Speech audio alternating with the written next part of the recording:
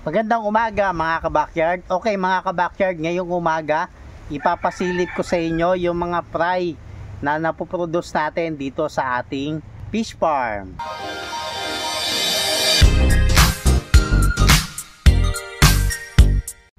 Okay mga ka-backyard, bibigyan ko lang muna kayo ng idea.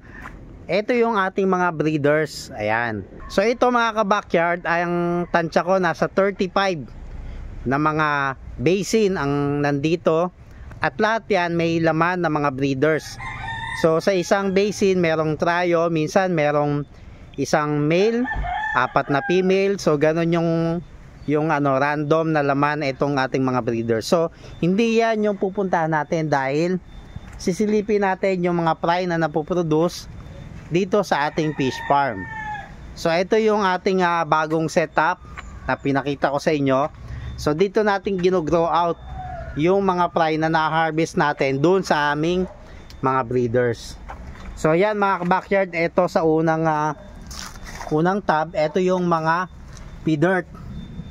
Ayan, nakita nyo naman kung gaano sila kasisigla. Ayan, kung gaano sila ka-healthy. Ayan, napakaraming fry dito. Ayan. So ito ay mga 1 week old na mga fry. Merong mga malalaki na nahalo, pero aalisin ko yan kasi ang ginagawa ko ay by size. Nagsa-sizing kami rito para hindi mabansot yung iba, para pare-pareho silang lumaki ng pare-parehas na mga size. So dito naman, ito yung mga female na ayan, P-dirt.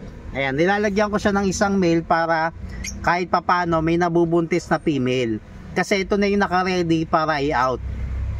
Ayan, kasi may mga customer na gusto ay mga pregnant na yung female. Kaya nilalagyan ko siya ng male para kahit papano nagkakaroon ng mga buntes na mga female.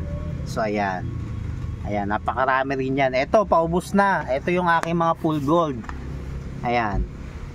So ito ay mga juvie size to young adult. Ayan, marami ito. Naubos na kasi may mga bumibili. Ayan. So yun, ganong kabenta ang mga gapi. Marami laging bumibili sa mga gapi. Kaya pag nag-breed ka ng gapi, hindi ka talo. Kasi meron talagang market ang gapis. Ayan. So dito naman, ito yung mga fry ng full gold. Ayan. So ayan, marami rin yan yung fry ng mga full gold. Okay? So dito ito konti, dahil ito yung aking binibreed na mga mga P-dirt koi. Ayan. So ito yung anak ng P-dirt koi.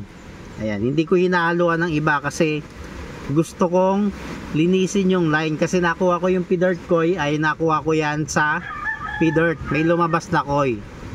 Kaya nakakuha ko ng male and female, then ayun na nga, ibibreed ko sila ng ibibreed para luminis, para mas dumami yung lumabas na mga P-dirt koi. So ito naman yung aking mga platinum koi. Ayan. So yan. Ito dito medyo konti lang kasi napabayaan ko yung breeding nito. Napabayaan ko siya, nag-focus ako sa P-dirt. Pero ito, napabayaan ko yung breeding niya, naubos yung mga breeder ko. Pero ngayon bumabawi na, ayan. May mga breeder na ako doon. Tapos ito, pag lumaki, kukuha ulit ako ng breeder para mas mabilis silang dumami. Ayan. So ito, yan, walang katapusang full gold. Ayan, napakarami, di ba? Ayan. Mga full gold uli yan, ng mga fry. Ayan, ang dami. Okay? So ito, P-dirt ulit. Ayan, mga P-dirt ulit ito ng mga fry. Ayan. Napakarami rin ng mga fry ng P-dirt. So ito yung mga male ko na mga juvie size na mga P-dirt.